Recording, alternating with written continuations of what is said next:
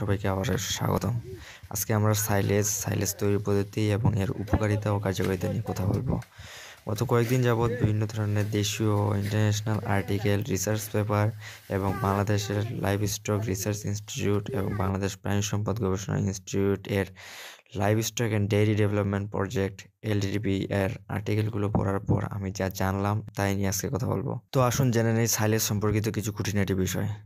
সবুজ ঘাস আমরা কে বা না ব্যবহার করি? খামারে গরুর মোটা তাজাকরণ থেকে শুরু করে ডেইরি ফার্মগুলোতে আমরা সবাই সবুজ ঘাসের সঙ্গে খুবই পরিচিত এবং এটি গরুর জন্য কতটা উপকারী তা বলার বাহুল্য। আর সাইলেজ হলো সবুজ ঘাস সংরক্ষণের অত্যাধুনিক প্রযুক্তিগুলির মধ্যে একটি অন্যতম প্রধান প্রযুক্তি। সাইলেজ তৈরির প্রধান উদ্দেশ্যই হলো যে মৌসুমে সবুজ ঘাসের আধিক্য থাকে সেই মৌসুমে সাইলেজ এবং সবুজ ঘাসের অভাবের সময় গবাদি পশুকে তা সরবরাহ করা। এতে কাঁচা ঘাসের অপচয় কম হয় এবং উহার সঠিক ব্যবহার নিশ্চিত করা যায়। তো এখন কথা আসে যে সাইলেজ কি?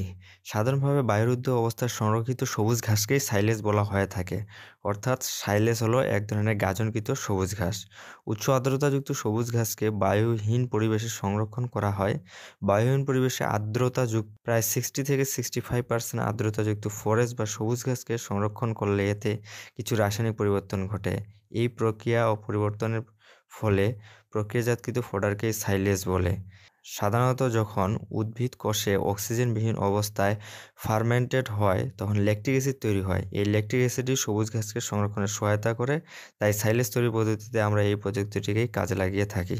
এখন আসি সাইলেজ কেনই বা খাওয়াবো, এর উপকারিতা ও কার্যকারিতাই বা কী? গরুর মধ্যে এর উপকারিতাগুলো যদি দেখি তাহলে প্রধান বিষয় হলো ঘাসের সাইলেজের মধ্যে 85%ই পুষ্টি পাওয়া যায়। এটা আমিষ ও ভিটামিনের প্রধান উৎস। সাইলেজ অত্যন্ত সুস্বাদু ও ল্যাকটিক অ্যাসিড সমৃদ্ধ খাদ্য। বর্ষা মৌসুমে কাঁচা ঘাস সংরক্ষণ করা কঠিন, কিন্তু সাইলেজ সহজে সংরক্ষণ করা যায় এবং এর সঠিক ব্যবহারও সম্ভব। এখানে এই পদ্ধতিতে সাইলেজ সংরক্ষণের ফলে ঘাসের প্রত্যেকটি উপাদান ও পুষ্টিমানই সঠিকভাবে সংরক্ষণ করা সম্ভব হয় এবং এর কার্যকরী ব্যবহার সম্ভব হয়।